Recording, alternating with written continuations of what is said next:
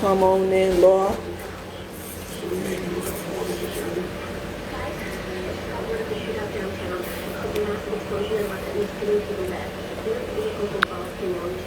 Come on in.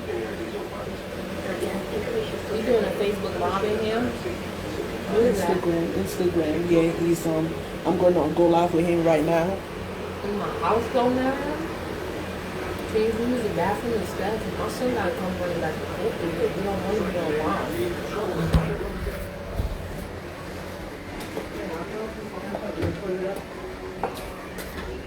Or if you want, you can just put it right here on the floor. That's what I do.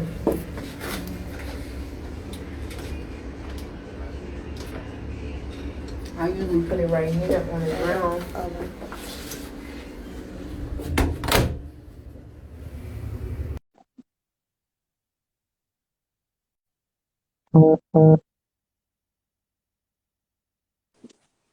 Hey, hey, Hey, there she what's is. up? What's up, girl? Nothing much. What's going on with you? I'm good. Okay, that's what I like to hear. You got Mm-hmm. noodles. Oh my God, I love those. Yep, good cup noodles. Gotta stay warm, stay protected from this freaking pandemic.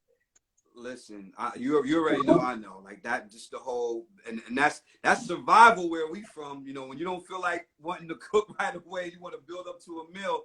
A cup of noodles and a sandwich will do you just fine. I'm a total fan of it. I love it. Mm-hmm. Yep. So Uh-huh. what's been going on? How was your weekend? Pretty damn prosperous. I gotta say, it's pretty exciting. You know, of course, if you're not a creative, I'm not saying you, I'm talking about in general. If you're not a creative, it's like depending on the life cycle that you have and the things that you do, it can determine whether it'll be boring for one person or not. But the thing is that I've always said that when you're creating and when you're doing stuff in addition to your brand or whatever it is that you're doing, I don't care what it is, you can create your own environment and you can create your weekend and have fun with your weekend. So my weekend was pretty damn awesome on so many different levels. First week sales of the Planet 12 merch, the long awaited Planet 12 merchandise has been Mm-hmm. doing excellent, you know, and I couldn't be more thankful to the fans for making that happen. And just was able to score a couple of interviews this week. I got a big interview tomorrow with Funktopia, one of the biggest funk music sites. I've been a fan of that show forever, and they invited me to come on tomorrow, so I'm gonna definitely be And speaking of funk, I listened to a couple of your songs and it's mixed with R&B, hip hop, and funk. And I was like, oh, it's pretty dope. oh wow, thank you, thank you. And like the topic for tonight is funk, and we gonna go on with Morris Day, This is what I'm talking about. 1992 See, album, oh my guaranteed. God, I love this. I love it already. You just said the topic is funk. You got my heart already. I'm like, that's just, and I'm glad that you was able to listen to it. And thank you for loving on this stuff because again, I always say everybody can talk about it, but you got to be about it too. So the fact that you recognize Mhm. that with me and giving me that prop and listen to the music in addition to whoever we talk about in that genre. So thank you. Yeah, it's like once that album came out, like nobody never talked about it, and like it's one of the one of the most amazing albums in the 90s. So like when I was listening to this album, I was like, damn, I was like, nobody never talked about it. I haven't even heard a single song from that I would play on the radio. I heard like, Fishnets and all the other songs are from his two solo albums back Love is in a the game. Love is a 80s. game. That's actually one of my favorites. Sally, that's another one. Well, Fish well, Fishnet is standing on the line. Are you Fishnet ready? Fishnet is the bigger record, of course, as we know. But it's just Yeah. like if you a Mars Day fan and student like me, which you are, it's like certain songs will peak out even if they weren't released as singles. I've always been a person that's been about the album anyway. Like for me, when it comes to any one of my heroes, I was never just caught up on that's a hot song. I'm like, let me hear what the whole project sounds like because you may get a gem on there that may not get the radio play, but you be like, this shit is hitting. This should be the single. If record companies would have listened to the fans more back then, we would have had a lot of that. So Yeah. and like, people need to, like, understand the concept of guaranteed. Guaranteed is so funny. When they see Morris Day, like, perform live, they need to, like, hear songs from his, like, 1992 album. Those who are real old school R&B and New Jack Swing, like, fans would know about Guaranteed. Guaranteed has a few New Jack Swing songs like Deeper, Angel Dawn, Circle of Love. Circle of Love is my favorite, actually, on that record. Circle of Love, and of course, #1 favorite, the only single that was really released off of there, Give Me What You Got. Like, that shit, I tell, every time that me and Morris hang out, I tell Morris all the time. And he'd be shocked sometimes, like, because like I said, we've known each other for 20 years. It's one of my best friends. And I always tell him, I say, yo, big bro, like, how come you never do nothing off the Guaranteed record, man? I said, I think if the band, like the band he got now, of course, I'm talking about the time itself, Mars in the Time. If you incorporated even a little bit of Give Me What You Got in one of the songs, I think that will blow. I think that would take the show to another level, because that's what I dug about Give Me What You Got. Because even though, of course, you hear the obvious drum machine, percussion, the Hammond B3 organ, it was funky, but it was still upgraded for this generation. And to be honest with you, that's the closest thing to the Morris Day sound on that whole album, because everything else on that album was kind of like New Jack Swing. And Morris did admit to me that he wasn't really going for it. The record label kind of said, okay, Morris, we're going to kind of have to go in this direction. Did you ever see the performance that they did, that him and Jerome did on I think it was either David Letterman or Jay Leno? This is during that period. Did you ever see that performance? No. Okay, you know what I'm gonna do? I'm gonna tag you on it one day. You can tell Mars' heart was not in the project. Like, literally, he came out and the band was smoking. The band was killing, and he forgot the words to the first verse of Circle of Love. And Jerome was called J-Rome. Jerome had a cross-colored outfit on. Oh, wow. Picture Jerome, my big brother, with a fucking cross-colors outfit on. It was weird as he said, Lord, we was just trying to get that money, man. I said, no, I already know. You got to explain it to me. I get it. But the thing was just that even with him being uncomfortable, I told Morris, dude, I know you wasn't comfortable with this project, but the songs on here were off the hook, period. I dug it. So it's good to know. So when you said that in the Loud that night when he was on there with Christian Keys, I'm like, so it's good to see another fan that knows, like I know, about the Guaranteed album. I said, because you're right, a lot of, if you're not a, and I play it most of the time on my Spotify playlist. I'll just be going in, like, when I hear Guaranteed, Meant to Be Together, that's another New Jack Swing hit on the album. I'll just be like, wow, this album, he needs to play a couple of these songs from this album, because it's New Jack Swing. Mm-hmm. I have three copies of that record, actually. I got the cassette and I got the 2 CDs, because I think it's available now, but before there was a time period where it wasn't available. So it's a collector's item for sure. That much I do know. It's a collector's item that now, if you're a true diehard Morris Day fan, you might want to have in your collection. And mind you, there's some songs, and let me not even say that, because I think only the narrow-minded standard Morris Day fan wouldn't appreciate the other songs on that record. You get what I'm saying? Like, if you're not really a fan of Growth, you probably won't dig Everlasting. I actually like that record. Everlasting was actually a very different record for him, and it kind of brought more light to his and Changes. Yeah. Oh, Changes is a good one too. That's a good one. So yeah, I'm with you on that. Yep. It's like Morris is like, he's still like, looking better than ever. He just released a new single with Trinidad James. Yeah, I didn't hear it yet, but I heard about it. I'm actually going to probably listen to it tonight. I heard about it, and people were saying different, mixed reviews and things like that. But with me, I don't listen to mixed reviews. I hear it for myself, and especially when it comes to him, because we're talking about 20 years of friendship and brotherhood with him, and then the honesty that we have between each other is incredible. And I've always tell him, like, when the shit is just really, really dope. Like he has a whole, I don't know if you know or not, he finished a whole album with Snoop on Snoop's label. He got a whole album finished. I don't know if it's out yet, but it's supposed to be coming out before the year is out. So he's actually finishing that part of it. So it's a pretty neat process. I would love to hear it. I mean, because Snoop didn't produce it, but he put on his label. So whoever's producing the material that Morris is working on, solo. It's a solo album. This is not Morris Ain't the Time. It's like a Morris Day solo album, which hasn't been done in, I don't know, 20-something years.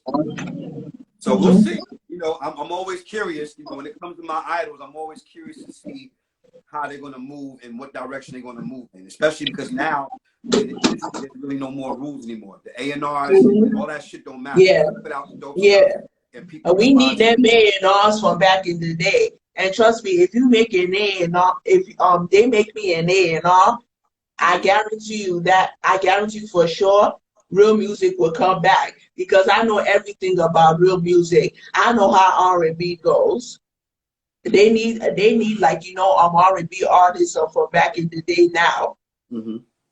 It's like, you know, these record labels, they just like, you know, randomly picking artists, like artists that, you know, they can't sing, you know, they don't have no talent. There are a few, and I'll give you an example. Her. Oh yeah, absolutely. I love that girl. Kidding me? Melanie Fiona. Of course, absolutely. As far as I'm concerned, Melody's an icon at this point because this girl put out only 2 albums and it's still holding up some years later. It's been like about a good 9 to 8, 10 years since her first one. And that shit is still, I mean, of course, she's a mom, she's a wife now. But the amazing part is that those albums, it's like Jasmine Sullivan. Remember, she just put out her 3rd album recently. It's been a minute.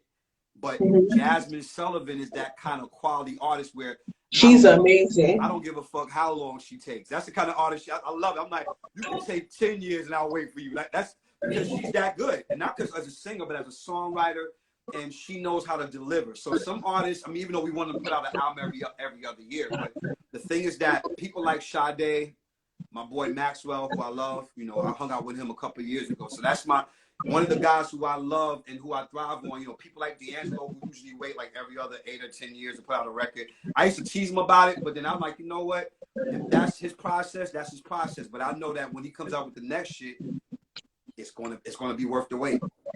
You dig what I'm saying? So it's like the thing is that those type of projects are very considerate on a lot of different levels to people who are interested in the way things come about in the world of R&B and pop music. And if you're a real artist, you're sensitive to it. And I want to say something to you because you said, bring the real music back. I have a mantra. See, here's the thing. The real music never left. It's up to us to continue to support the ones who are still doing it. And I'm gonna stop you right there, Lord. It's like they saying they miss real music. Why aren't you supporting it? There you go. It's my motto. Support or shut up. That's my motto. The new shirts I got coming out, it comes out actually before this week is over. On the back of the shirt, it says support or shut up. That's one of the mantras that I created a few years ago. It's like a campaign because honestly, I got tired of people, especially our people. I got tired of everybody making excuses when they don't hear from an artist that they love. Or then here's the thing, an artist who they do love that has a project out, but they don't know how to go about it. And then the thing is that when you have a radio station that just wants to play their old shit all the time, that doesn't help. Because it's almost like Jeffrey Osborne's last album was incredible. And the radio station's just playing his old shit. I'm like, but his new shit is dope.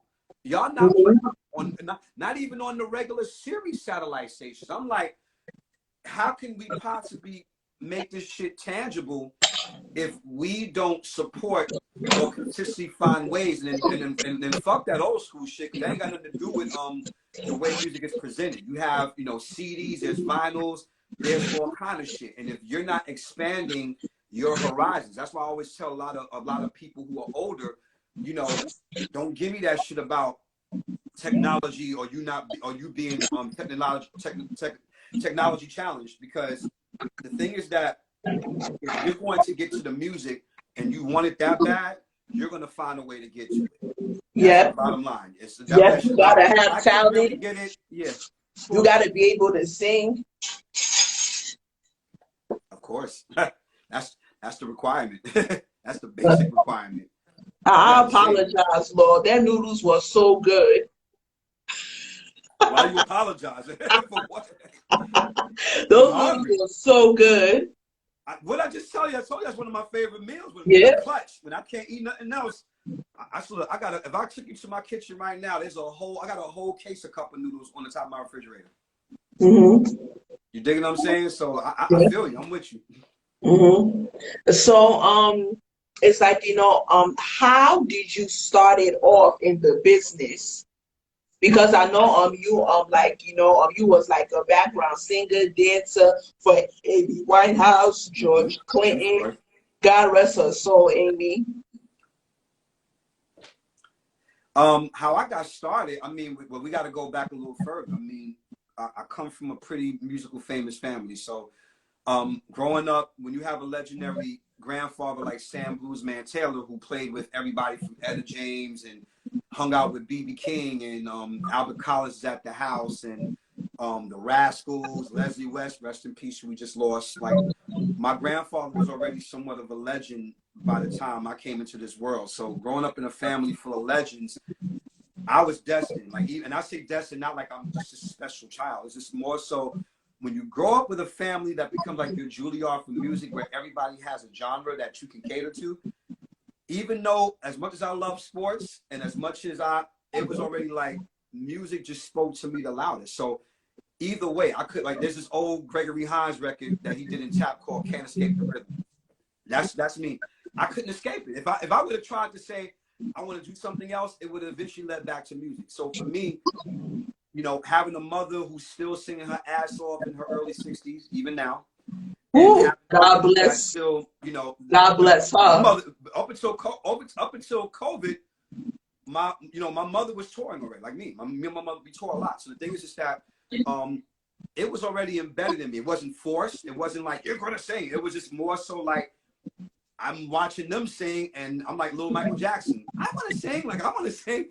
And they gave me a platform. So I've been fortunate to grow up in a family that supported my career from the very beginning. When they knew that I wanted to do music in one fashion, shape, or another, they supported. So that's the early part of how I got started. Like, I couldn't escape it. So by the time I turned 7, I'm doing talent shows. My first professional gig was at 8 years old. I was already making money singing with my mother. That was street-based street. I'll be in church 1 minute singing in the choir with my grandmother, and then I'll be performing somewhere with my mother in the Parks Department in New York, just singing R&B. So Yeah, that's because how I lived for all those events. I know for a fact you could too, Steph, because when I was seeing those videos of you on stage, I was like, damn, this dude, ooh, he got some legs. And me, I love to dance. You should see me on the dance floor. Let's have a dance competition once this is over with. Listen, I'm down. Look. At this point, any type, even just doing this shit is enough for me. Because Michael Jackson beat it in the video when he did like. You recognize it. See, look, you got a good eye. That means you recognize it. Yeah. Just even see. Here's the thing with dancing, because dancing was something natural that came from me because of the fact that, like any other kid, you hear music and then of course you watch TV and you want to emulate everybody you see. So luckily for me, as an 80s baby, the first things of dance that I saw, of course, without question, Jackson, New Edition, James Brown tapes. So I literally, it feels good. And then the same thing, and then of course Prince, without question. So was kind of adding all that shit in one mix. And then of course, as I became a hip hop kid, every dance that came out or everything that was a part of the hip hop sector, I was in the mix. I couldn't help it. I couldn't help myself. So yeah, no. That's good. That's a blessing. We have a lot in common. Both of us are from Brooklyn. We're part of the music business. All right, stand up. And we got a small sense of fashion. Mm-hmm. It's the culture. I mean, Brooklyn is a culture within itself. You dig what I'm saying? So it's like from Brownsville to Red Hook to Bed-Stuy, to Canarsie, you know, to Flatbush, you know, any part of Brooklyn has its own section, its own culture within the culture of Brooklyn. We all band together as one, but every section has an identification part. You dig what I'm saying? Oh shit, the legendary Allures in the house. Oh my Hey, God. boobies. Hey, boobies. Wow. Those are my boobies. I call them my boobies. I have such the biggest crush on Aaliyah till it's ridiculous. So it makes me smile whenever I Everybody has a crush on her. yeah, it's plain to see. So you know, the thing is just that that's part of the Brooklyn aesthetic of that we represent, because no matter where I go, it always just seemed to ring. Like I lived on the West Coast, you know, LA's my second home. And it's so crazy because I couldn't even hide it if I want to. Like, you know, most fans that tell you, like, Lord got that Brooklyn accent. Because when I start talking my shit and having fun and just being myself, that part just comes out naturally. Like, I don't, you know, no matter how proper and articulate I try to be, at some point, if I'm very excited and I'm excited about something, or if I'm cursing a motherfucker out, it's going to come out one way or the other. And I'm proud of that. And that's what I'm a pro at doing, cursing people out. I don't get physical. I don't throw my hands. I will just curse you out. If you come for me, if you give me some type of look, I'm going to curse you out. That's Brooklyn. That's Brooklyn. Look, we known for that. That's the thing. I mean, listen, in Uptown Baby, you know, even though that song was about really the Bronx, but I like the fact that Peter Guns shouted us out, because even though it's a kind of has a negative connotation, he was speaking the truth. He said, Brooklyn, crazy loot. That's because when there's beef, they ain't scared to shoot. That was, at that time, that's what Brooklyn was known for. We didn't do a lot of this. So it's like, oh, you going to say something? It's going to either be that or it's going to be that. And so you got to remember, I grew up with 4 sets of friends.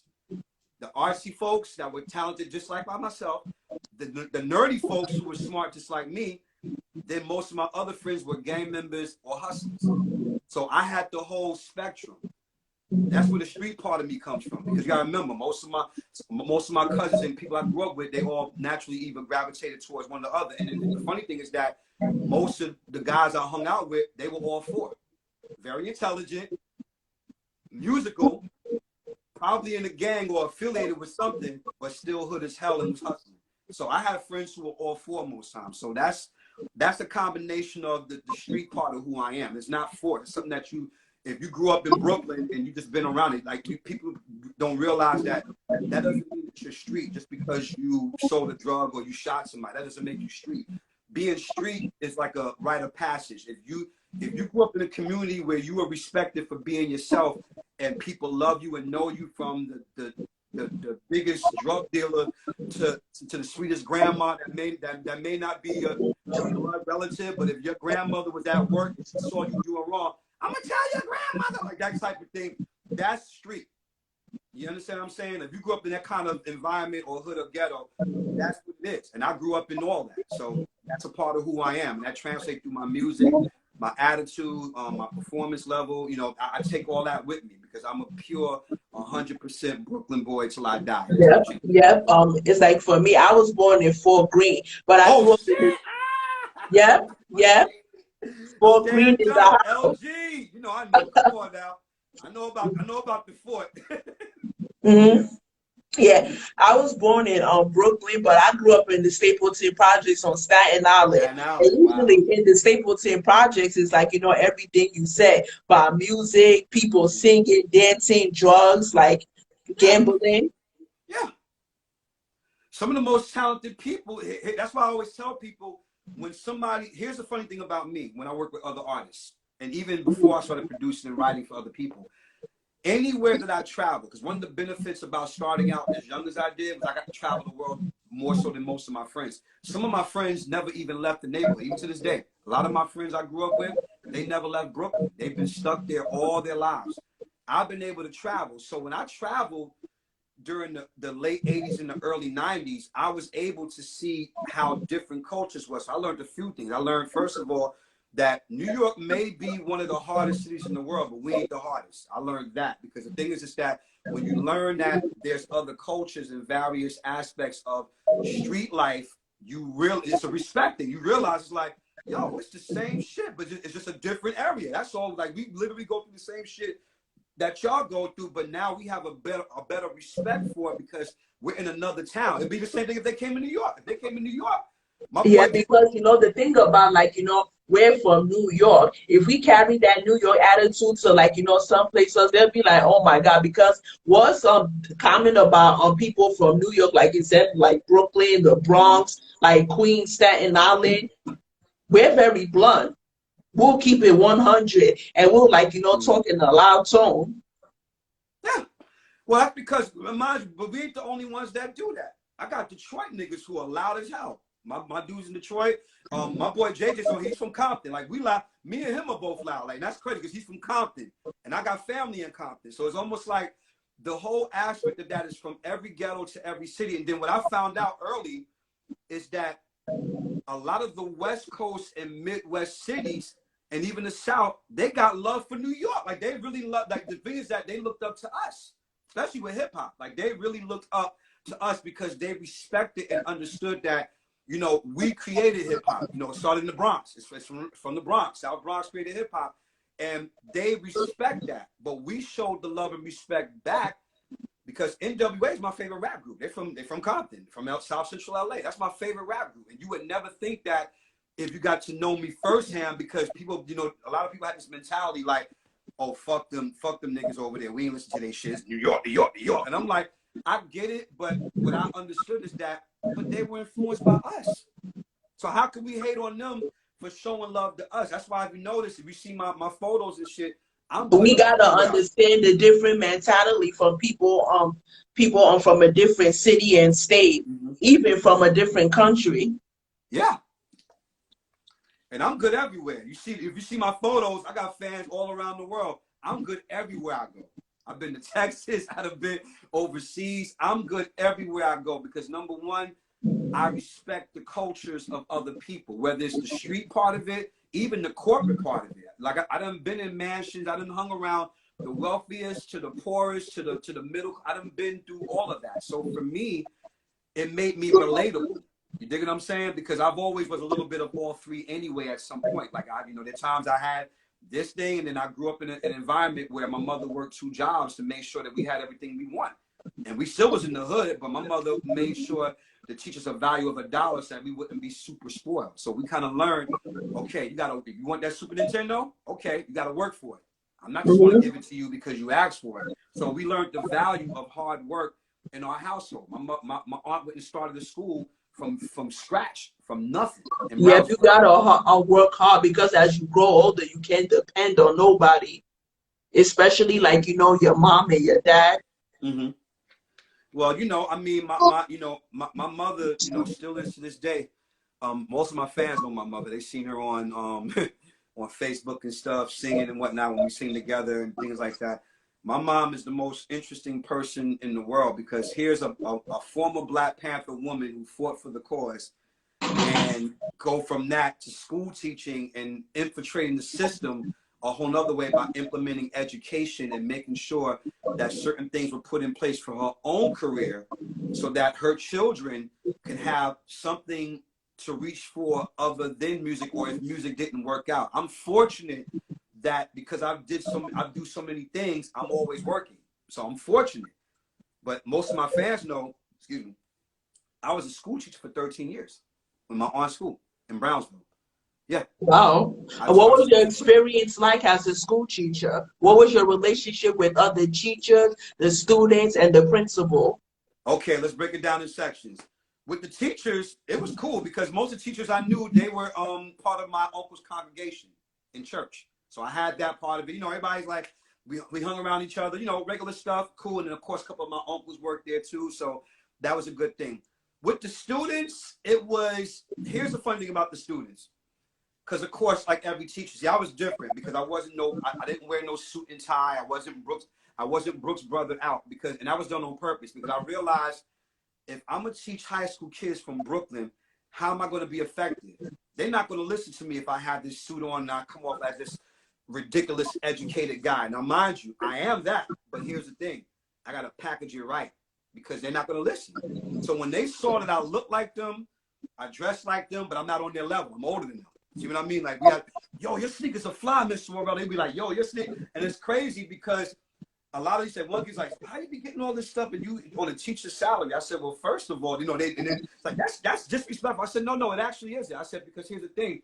You got to remember, you don't know what Tommy has been watching all his life. He's probably been seeing people getting money the illegal way. So to see a young black man older than him dressing up the way his friends dress and he don't sell drugs, that's a curiosity. It's like, but I heard teachers don't make a lot of money. I said, depends on who you ask. I said, first of all, I'm licensed. Number two, this is not my only job.